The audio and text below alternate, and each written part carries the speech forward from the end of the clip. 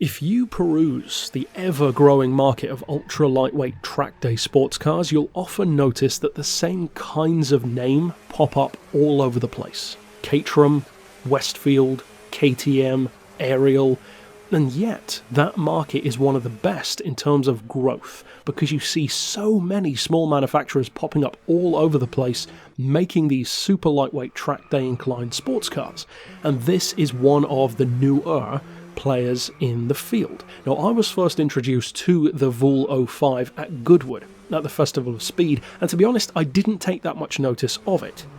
For a couple of reasons. For one thing, I'm not a huge fan of these super lightweight track cars anyway, it's just not really my style, but also it was in the supercar paddock, and let's be honest, when you've got the option to look at Koenigsegg's and Pagani's or this, I know which one I'm going to go to, but that does not mean that it's not an interesting car. Now, the story behind the vehicle is an interesting one, because I assumed, based more so than anything else on its name, Vuhl, that it was probably German, Austrian, Swedish, something like that. It's actually Mexican. This car is built in Mexico City, near to the airport, and that presented the team behind it with some interesting challenges, because not only is the fact that they're so high above sea level killing cars that are naturally aspirated in terms of power, which of course for a company like this is a big deal, but also the roads are not exactly racetracks, so the car needed to be drivable and practical in less than stellar conditions. And that was the result.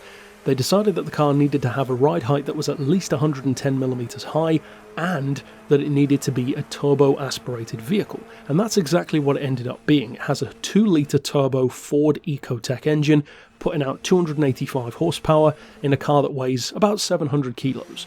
So it's not the most powerful or the lightest of its class, but it's also not the most expensive, and that kind of balances it out, because in real life, it's a £60,000 car. Now that's a huge amount of money for a car that has hot hatch level power, but at the same time, that's kind of the phenomena of these cars. It's no wonder that they're popping up all over the place when you can charge that much and people will actually pay it for cars like this. A bare bones, 2-seater, pure, completely unpractical sports car. But the interesting thing about the Vuhl is that when you drive it, it actually feels something more like what you'd get if you crossed a Caterham. A lower level Caterham, not some hardcore nuts thing, but a Caterham with a Honda S2000. And I think that's a very interesting and potentially very good place to be, because it allows it to have this more free, bare-bones sports car experience, but still with more of that charisma and the style and the fun factor of a more traditional sports car.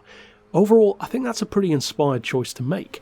It's not the most famous thing around or the most popular, but if you do play Driveclub, give this one a go. It doesn't really feel like anything else in the game. But that's it for my thoughts overall. Of course, you can click here on screen to see other episodes of Driveclub, and for now, as always, thanks for watching.